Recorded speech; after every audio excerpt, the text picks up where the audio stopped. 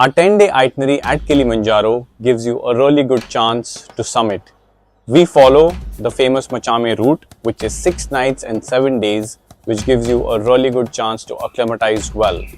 On day 1, you land into the Kilimanjaro International Airport directly via some good connections which are offered by some African airlines and some Middle East airlines as well. In fact, Kenyan, Ethiopian and Qatar Airways directly fly into the Kilimanjaro International Airport. After you land, and a quick check at the immigration, with the most important document being your yellow fever vaccination, you step out of the airport where you will be greeted by one of our team members. It will be a 1.5 hour drive to the town of Arusha where you will be helped and checked into your hotels. Well, day 2 of Kilimanjaro is all about resting and making sure that your body is not jet lagged. This is the day where in the afternoon you will be meeting our team of guides, our staff. For a team briefing, we will check your equipment and if required, you can go around the town of Arusha to buy or even rent some equipment. With your bags packed, by the evening of day 2, we will be ready to climb on day 3. Day 3 is the day when your real adventure at Kilimanjaro starts. With the early wake up by about 5:36, you quickly finish your breakfast and by about 7:30, we are ready to leave the hotel from Arusha. It's roughly about a 1.5 hour drive to the Machame Gate. The Machame Gate, as the name suggests, is situated just next to the Machame village. This is one of the most prominent gates at Kilimanjaro. The first day, the trek starts from Machame Gate and goes up to the Machame camp. After a good night's rest at the Machame camp, you will now be ready to go to your next camp, which is Shira Plateau. We would be organizing a good breakfast at the Machame camp by about 7:38 in the morning so that you feel strong and are ready to tackle the day. This walk from Machame camp to the Shira Plateau is again like the previous day, pretty much an incline, on certain sections about 50 to 60% gradient. The first 4 hours involves a decent climb where we reach the top of a mountain from where we traverse left towards the Shira Plateau. This day typically involves about 5 to 6 hours of walking and about 700 to 800 meters of altitude gain. Day 5 at Kilimanjaro becomes an extremely important day. This is the day where we will spend a lot of time acclimatizing.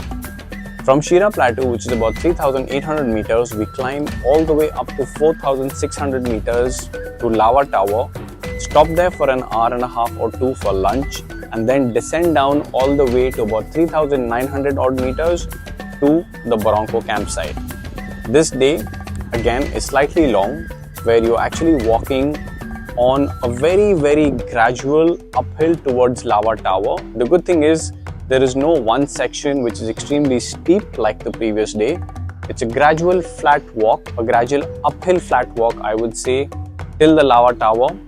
Our team would be organizing a hot lunch at Lava Tower. We will set up the dining tent where you can rest, have your meal, refuel on water, and then start your journey down towards Bronco. While waiting at Lava Tower, it's extremely important that you hydrate, you walk around the campsite and enjoy the beauty. And after about an hour's break, the idea is to get down to the Bronco camp. The beauty of the Machame route is that it gives you enough opportunity to acclimatize well. Like the previous day where you've climbed high to the Lava Tower and then come down, we do something similar on day 6 of our trek. On this day, we climb the famous Bronco wall, which can be a little intimidating for most climbers, but trust me, it's really simple and is a lot of fun. It's some very beginner level supported rock climbing, which does make you feel like a mountaineer. But at the end of it, you reach the top of the Bronco wall, which gives you beautiful views of the flatlands of Africa with Mount Meru in the background.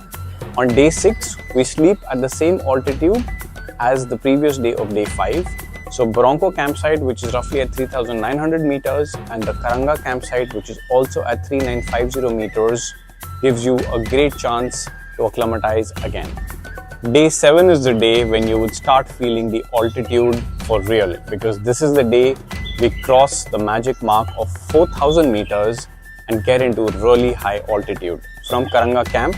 After a good breakfast, we leave early in the morning and cross the cold desert at Kilimanjaro, just circumventing the mountain.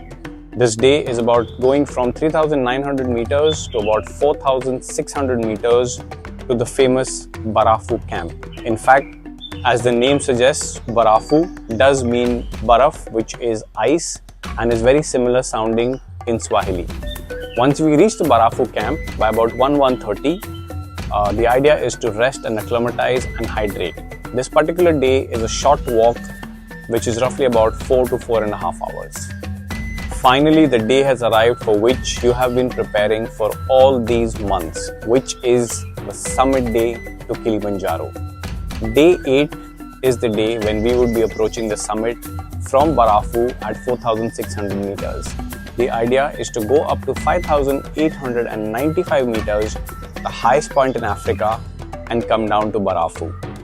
No doubt, this day is long and the toughest you will experience in your 10-day journey. We leave from Barafu camp by about 1 a.m.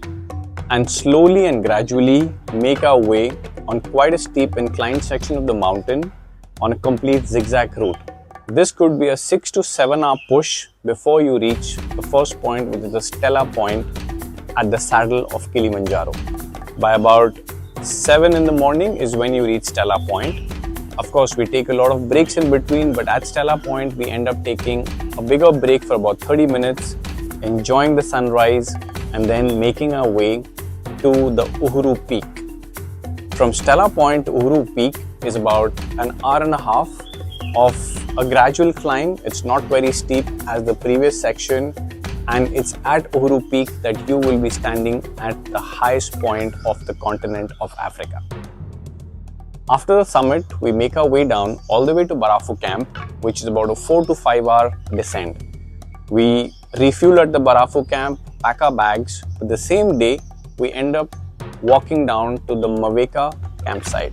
This becomes an extremely long day because you start your day by about 1 in the morning, and by the time you finish at Maveka camp, it's about 6 in the evening. So you are on the move for about 15 to 16 hours. On day 9, after the summit, we have a good breakfast and we walk down a beautiful rainforest, which will be our last day of trekking down to the Maveka gate.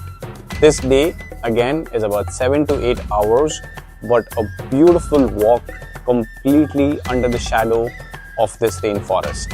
At the Maveka gate, we collect our certificates issued by the national park and drive back to Arusha, which is roughly about 2 to 2.5 hours of drive. Once we reach our hotel in Arusha, you of course check into the hotels and take that much awaited hot shower, but also celebrate because you are now part of the famous 7 Summits Club. At Adventure Pulse, we also organize help you safaris to the Ngorongoro crater and the Serengeti National Park. So if you are looking at making this adventure successful, get in touch. To know more about our Kilimanjaro expedition, visit our website adventurepulse.com.